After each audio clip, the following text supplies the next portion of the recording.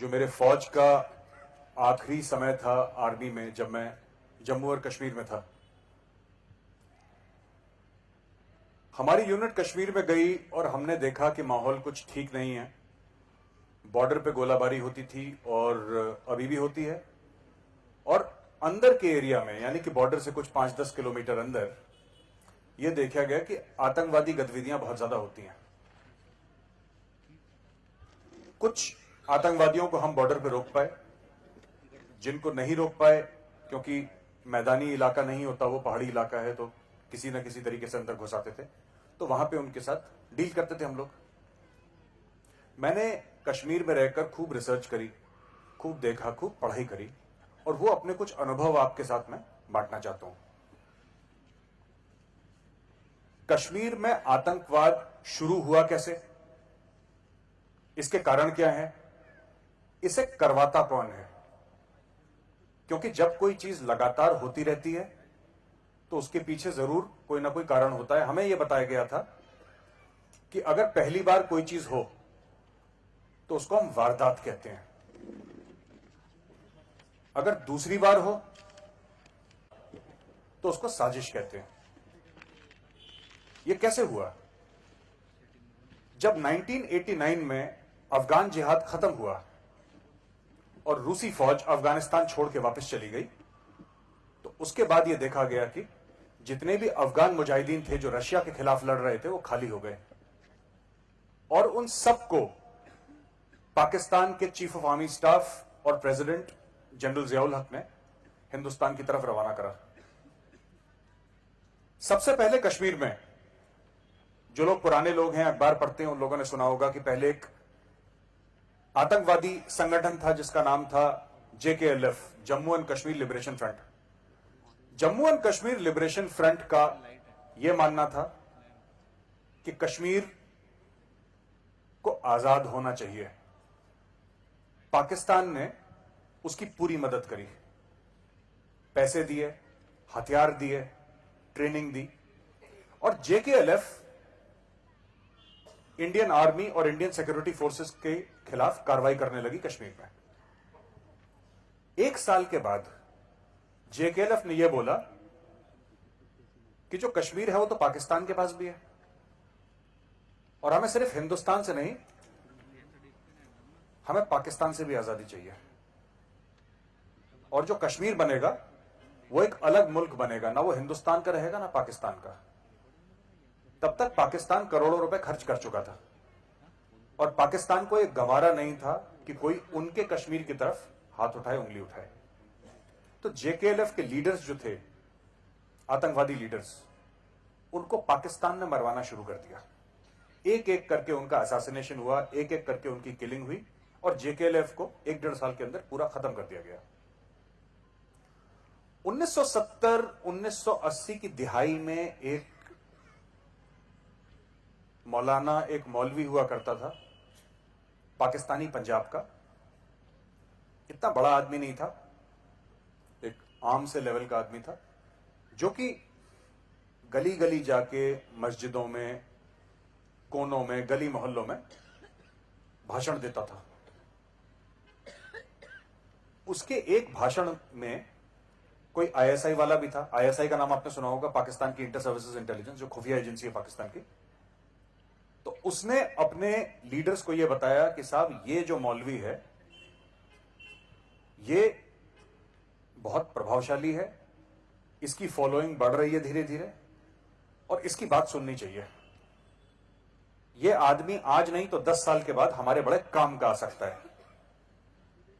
General Ziaul हक ने उस आदमी को बुलाया, उसके साथ खाना खाया बाकायदा, और उसको बहुत प्रोत्साहित किया, पैसे दिए, और उसको 1-2 काउंसिल्स का चेयरमैन बनाया पाकिस्तान में।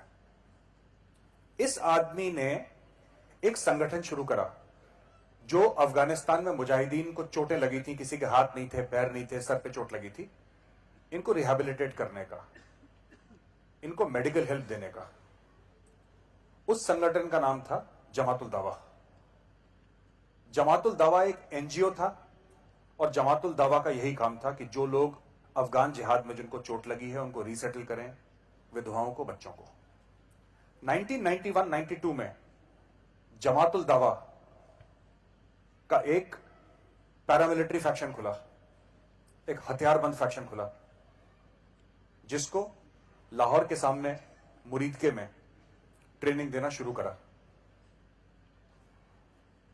ये जो आदमी था उसका नाम था हाफिज मोहम्मद सईद, और जो उसने संगठन शुरू करा उसका नाम था लश्कर तैयबा।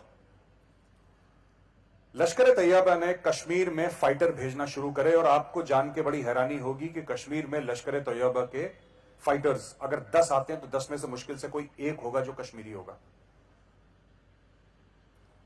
बाकी 9 सूडान के, लेबनान के, चाइना के, नॉर्थ अफ्रीका के, कुर्द, अरबी, पाकिस्तानी, पश्तून, सिंधी, पंजाबी, ये सब लोग आए। एक मल्टीनेशनल फ्रेंचाइजी खोल दिया आतंकवाद का, दहशत का।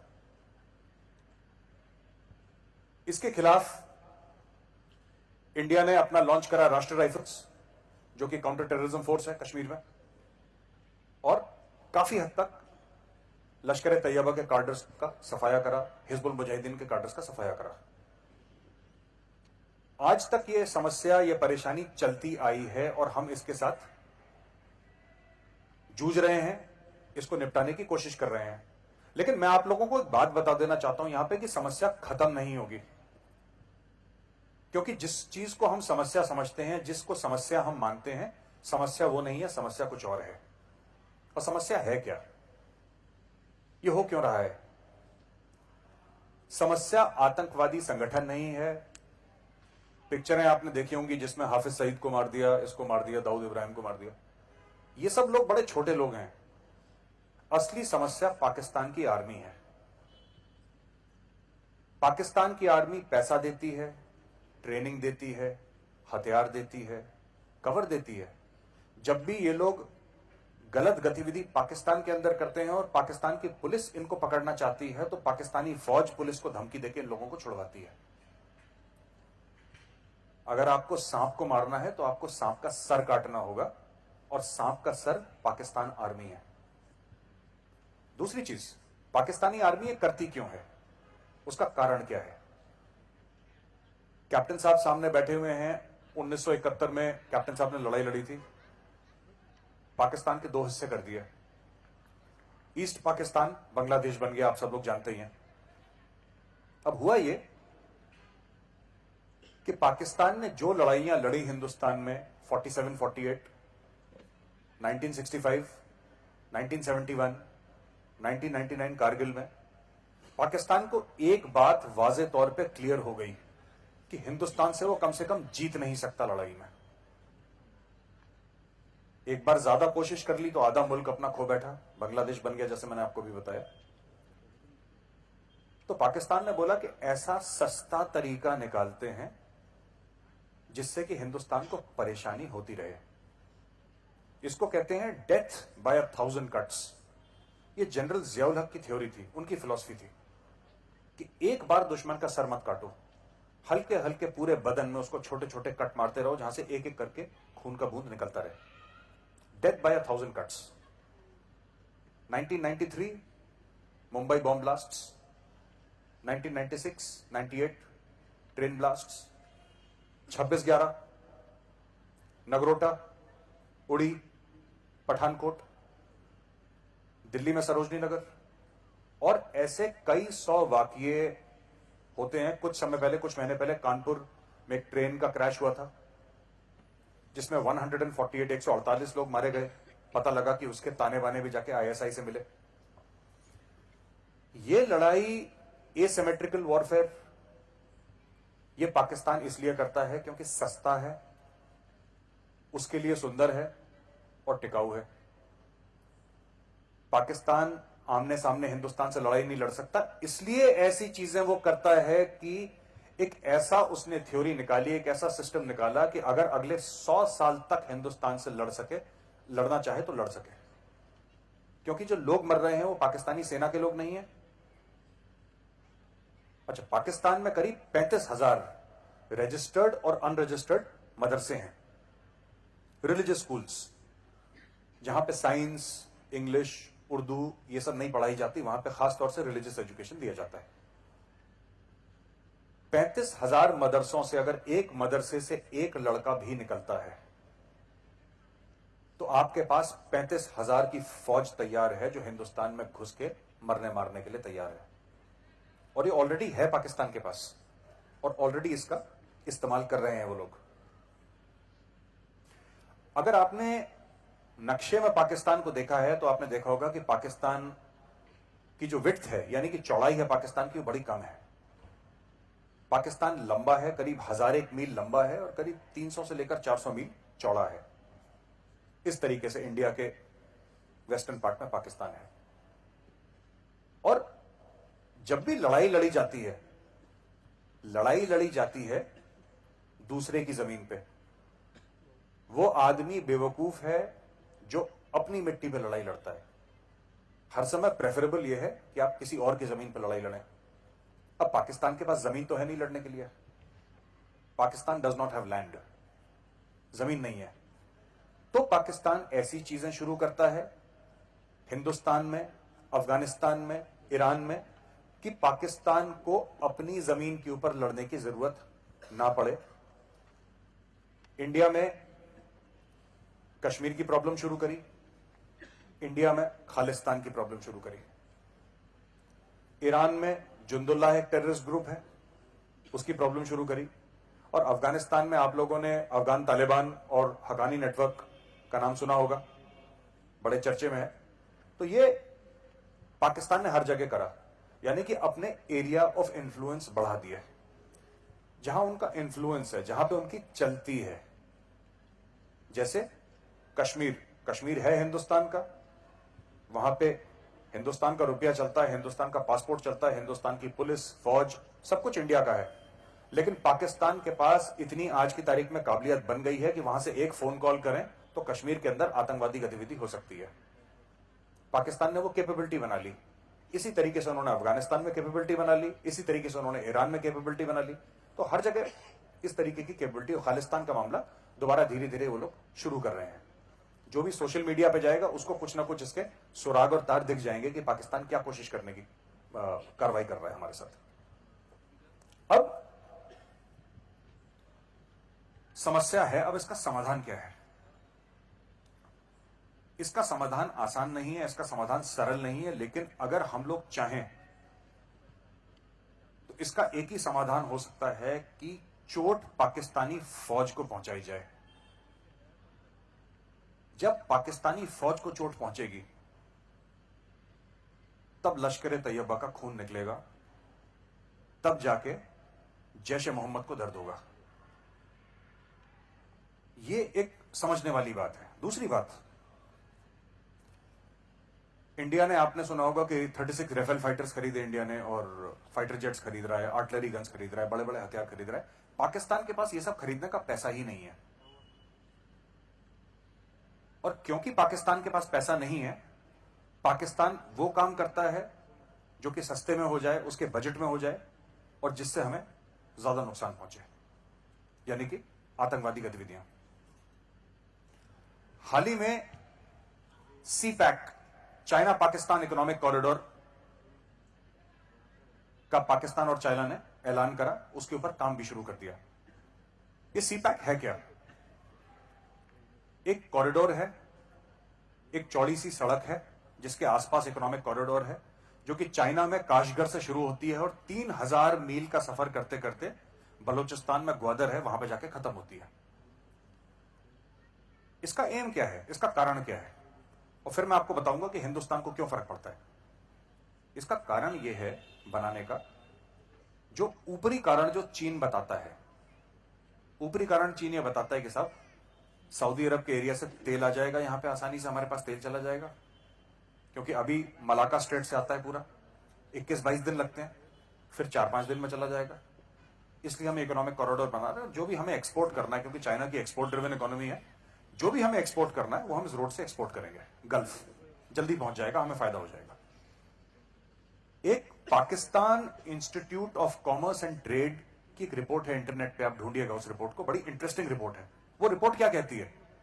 वो रिपोर्ट ये कहती है कि 2048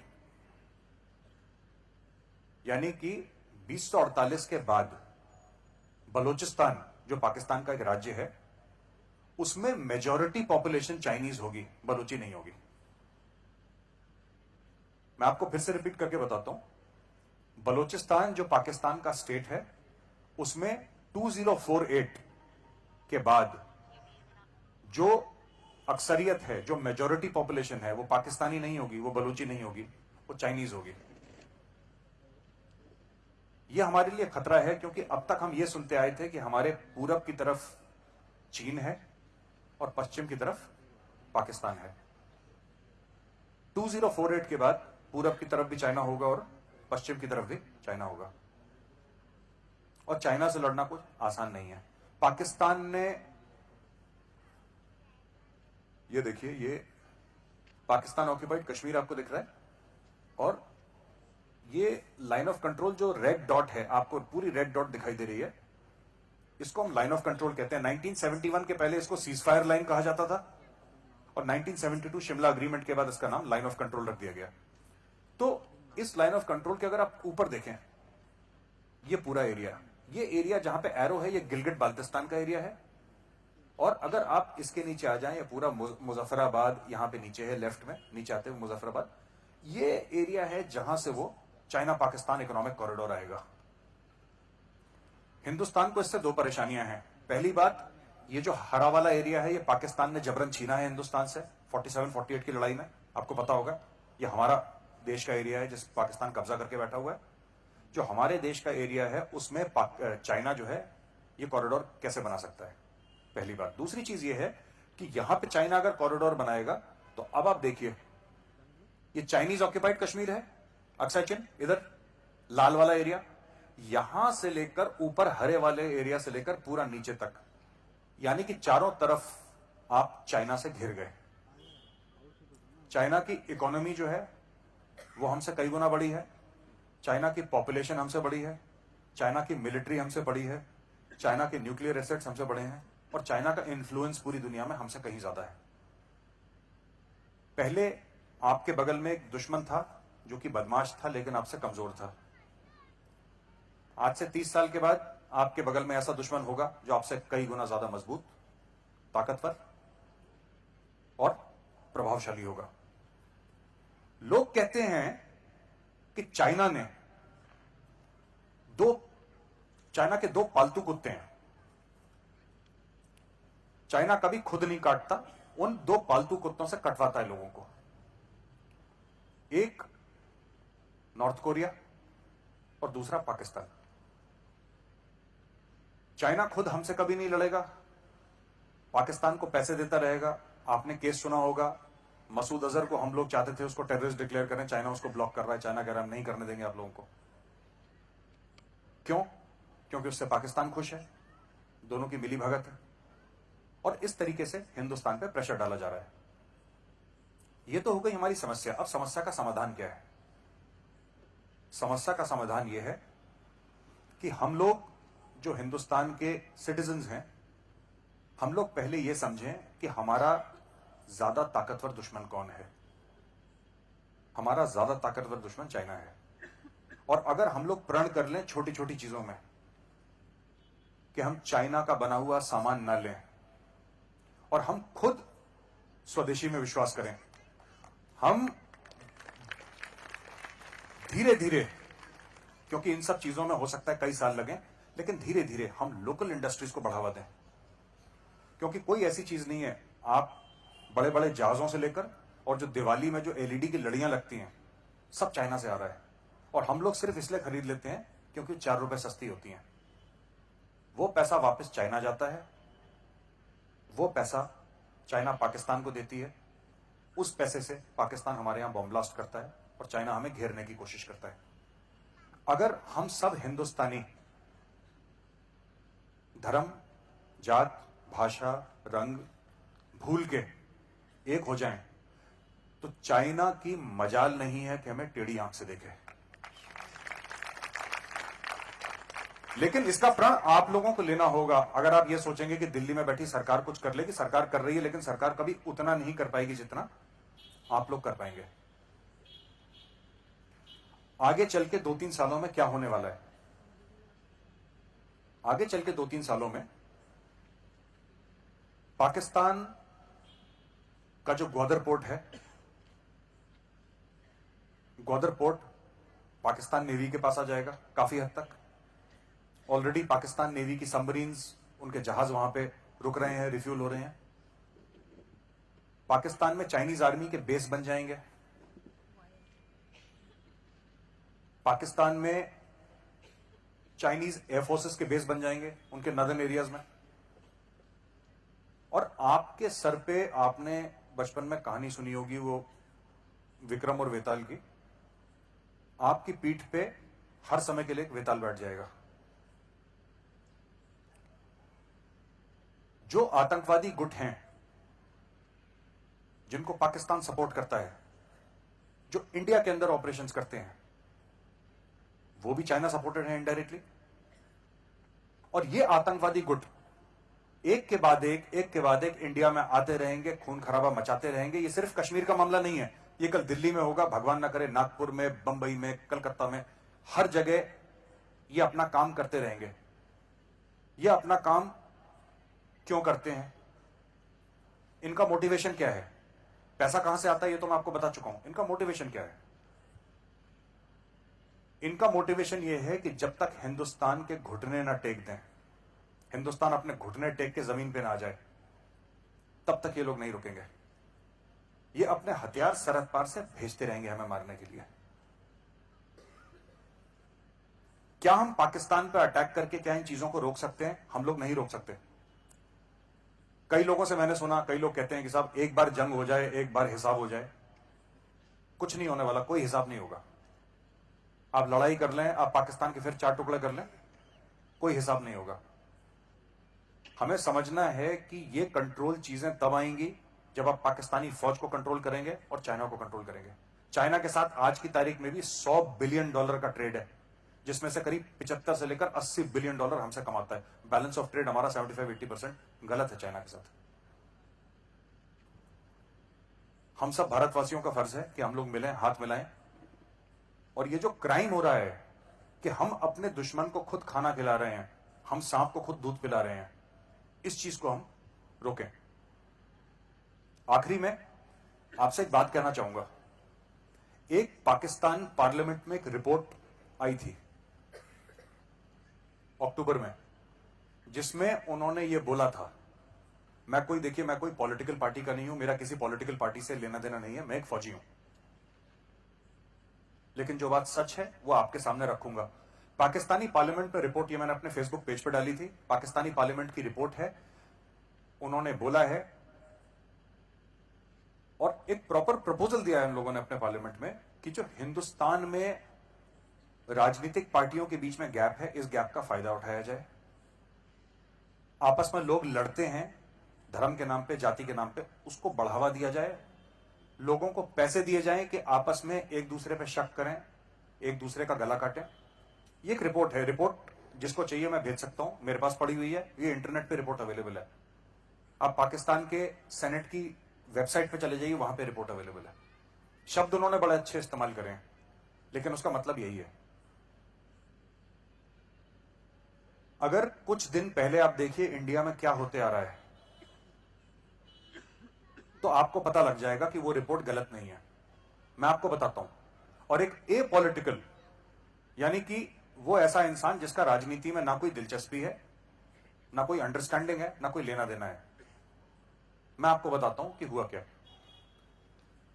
पिछले दिनों एक इंप्रेसमेंट एक्सरसाइज हुई आर्मी की, कई सारे स्टेट्स में हुई, नॉर्थ ईस्ट में। आपने सुना होगा कि वेस्ट बंगाल सरकार ने बड़ा बवाल करा था उसमें कि आर्मी टोल बूथ पे क्या कर रही है। आप लोगों ने सुना किसी ने? हाँ, आर्मी टोल बूथ पे। मैं आपको बताता हूं आर्मी टोल बूथ पे करती क्या है। जब लड़ाई होती है तो आर्मी को यह पता होना चाहिए कि किस रोड में कितना पब्लिक ट्रांसपोर्ट है, क्या हम उस पब्लिक ट्रांसपोर्ट का इस्तेमाल कर सकते हैं अपना माल ले जाने के लिए, हथियार ले जाने के लिए बॉर्डर एरिया तक।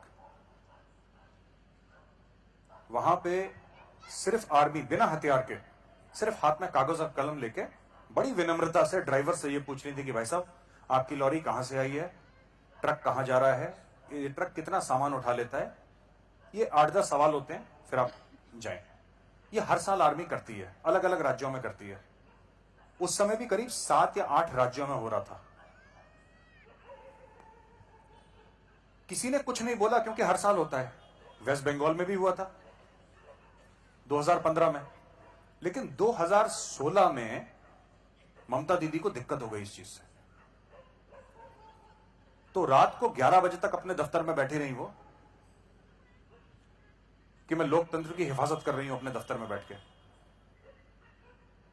हमारे अंदर किसी बाहर की शक्तियों का इतनी दम नहीं है, बाहर की शक्तियों में, कि हिंदुस्तान को आके तोड़ ले, क्योंकि हमारे अंदर ही ऐसे लोग हैं जो कि अपने राजनीतिक फायदों के लिए, उनको कोई फर्क नहीं पड़ता देश का बुरा हो, विनाश हो, यहां पे उनको फायदा होना चाहिए।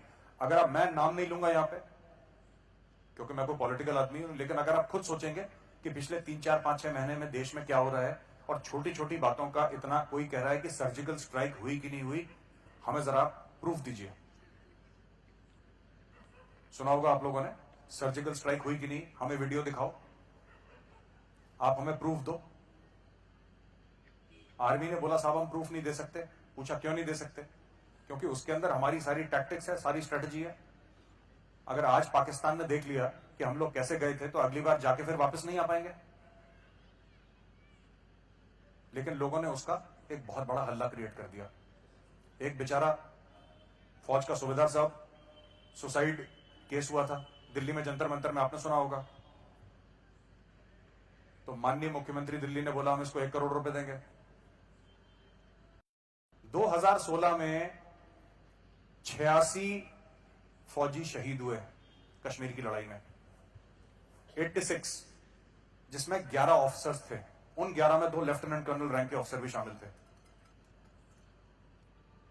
अब मैं ये पूछना चाहता हूं कि जब बड़ा अनफॉर्चुनेट सुसाइड हुआ और उस सुसाइड के चलते पॉलिटिकल पार्टी ने बोला कि हम 1 करोड़ रुपए देंगे, तो बजट तो 86 करोड़ का होना चाहिए, क्योंकि 86 लोग शहीद हुए थे। पर ऐसा नहीं हुआ, सब भूल गए। तो पॉलिटिकल पार्टीज भी कोशिश कर रही हैं कि पूरे आर्मी को पॉलिटिसाइज करा जाए और हम इसका फायदा लिया जाए, जो कि गलत है, फौज के मनोबल के लिए गलत है।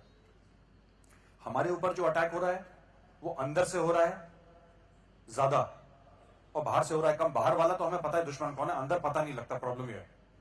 तो हम लोगों को इसको रोकना है, साथ मिलकर रोकना है। जहां पे आपको देखे सोशल मीडिया पे, फेसबुक पे जो देश के खिलाफ बात कर रहा है, आप उसको वहीं पे कन्फ्रंट करिए, वहीं पे रोकिए सोशल मीडिया पे। अगर आपको सड़क पे दिखता है कोई बोलता हुआ, वहां पे रोकिए। क्योंकि देखिए, आप अगर ये सोचेंगे कि ये लड़ाई फौज की है, ये लड़ाई सेना की है, तो फिर ये देश लड़ाई हार जाएगा। ये लड़ाई आपकी भी है, क्योंकि देश आपका है, भारत आपका है, सिर्फ इंडियन आर्मी का, एयरफोर्स का, नेवी का नहीं है। हम अगर एक साथ मिलकर लड़ेंगे तो कोई दुश्मन इतना बड़ा नहीं है जो हमें हरा दे। बस आपसे इतना ही कहूंगा। मुझे बुलाने का बहुत बहुत धन्यवाद। नमस्कार।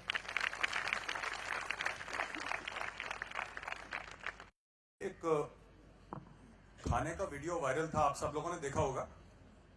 ये बीएसएफ के जवान ने जो खाने की बात करी थी, उसके ऊपर मैंने लिखा भी है काफी, और उसके बारे में सिर्फ ये कहना चाहता हूं कि कितने लोगों ने वो वीडियो देखा, जरा हाथ खड़ा करेंगे प्लीज अपना। अच्छा, देखिए ऐसा है कि कई लोगों ने बोला साहब वो जवान ने बिल्कुल ठीक करा और उसको क्यों रोका गया है, उसको रोकना नहीं चाहिए, उसका हक है बोलने का। कुछ लोग कहते हैं कि नहीं साहब उसने बहुत गलत करा, उसको जेल में डाल दो। अब ऐसा है कि फोर्स जो है, कोई भी फोर्स है, चाहे वो आर्मी है, एयरफोर्स है, नेवी है, कोई भी फोर्स बिना डिसिप्लिन के नहीं चलती। और हर एक फोर्स में ग्रीवियंस रिड्रेसल मैकेनिज्म होता है। अगर किसी ने कोई खाना ठीक नहीं है तो आप उसके बारे में कंप्लेंट करिए। मेरा सिर्फ यह पूछना है आप लोगों से कि जिस जवान ने वो जली हुई रोटी दिखाई थी, उसने दाल दिखाई थी, अगर वो कंप्लेंट की कॉपी भी दिखा देता वीडियो में, तो हमें एक चैन पड़ जाता कि हाँ इसने अंदर भी शिकायत करी थी। वरना क्या होगा कि आप नागपुर के रहने वाले हैं, लेकिन आपकी पोस्टिंग सियाचिन ग्लेशियर में है, आपकी पोस्टिंग कश्मीर में है। आपको कश्मीर पसंद नहीं है, आपको नागपुर पसंद है। कल आप वीडियो बना के मोदी जी के पास भेज देंगे कि मोदी जी मुझे तो घर में पोस्टिंग करो, फिर सारा सोशल मीडिया आपके सपोर्ट में लग जाएगा। तो ऐसे तो फौज में ताला लग जाएगा। मेरे हिसाब से जो उस जवान ने करा, गलत करा, अंदर करता, क्योंकि फोर्स का अनुशासन तोड़ना मतलब फोर्स की रीढ़ की हड्डी तोड़ना। हमने खुद, मैं अपना एग्जांपल आपको बताता हूं। ये 1996 की बात है। हम लोग शिपकिला में थे, करीब 15,000 फुट की हाइट पे है शिपकिला, और जहां पे हमारी सब्जी वगैरह रखी थी उसके ऊपर बर्फ गिर गई।